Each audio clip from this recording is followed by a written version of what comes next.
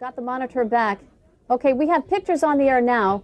We have pictures of a fire in Berkeley. I'm told the location is Berkeley. This is an aerial view, a live picture of, it looks like more than one fire in Berkeley right now. We don't know exactly what the location is or how bad the fire is or whether any people's lives are in jeopardy. I hope that nobody was injured in that, but that's just one of the scariest things I've ever seen. And of course, you heard that we had some major damage to the Bay Bridge. We don't have any other details at this point.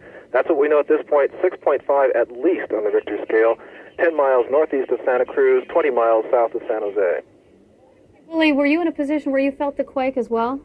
Yes, absolutely. I was in a residence in El Cerrito. The San Francisco or Loma Prieta earthquake of 1989 was very devastating. It killed 63 people, injured 3,800, and caused over $6 billion in damage. It was caused by a slip of the San Andreas Fault with the epicenter at the Forest of Nisene State Park. It could happen again since it is a fault line and it's very common. The most severe damage was suffered by the Marina District of San Francisco, but other communities such as Monterey and Santa Clara suffered damage as well.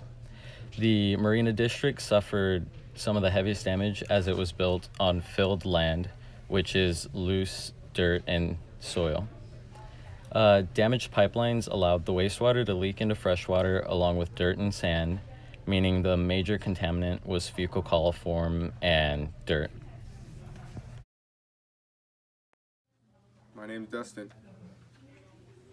In creating the Easy Filter, we had to research the most effective and cheapest way to treat fecal coliform. We considered iodine and boiling, yet the boiling may not be possible because the people did not have electricity or fire, and with iodine it was too expensive in cost. We decided to use chlorine. We had many constraints dealing with size, cost, and water usage. So we had to use a thick plastic bag that can be folded up for easy transportation and has to hold 1 gallon of water. In order to filter out the soil, we use coarse and fine screen filters. To treat the fecal coliform, we could have used chlorine drops, but we decided it was better to incorporate the chlorine into a third filter.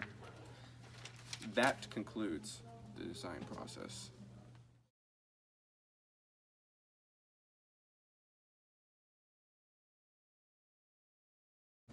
The water filter that we've created uses both particle filtration and chlorine purification to remove the contaminants such as soil and sewage.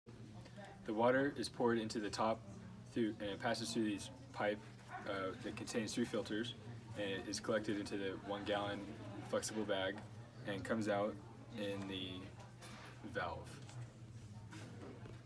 The filter begins with a coarse strainer at the top that filters out large particles, followed by a finer strainer that filters out smaller particles.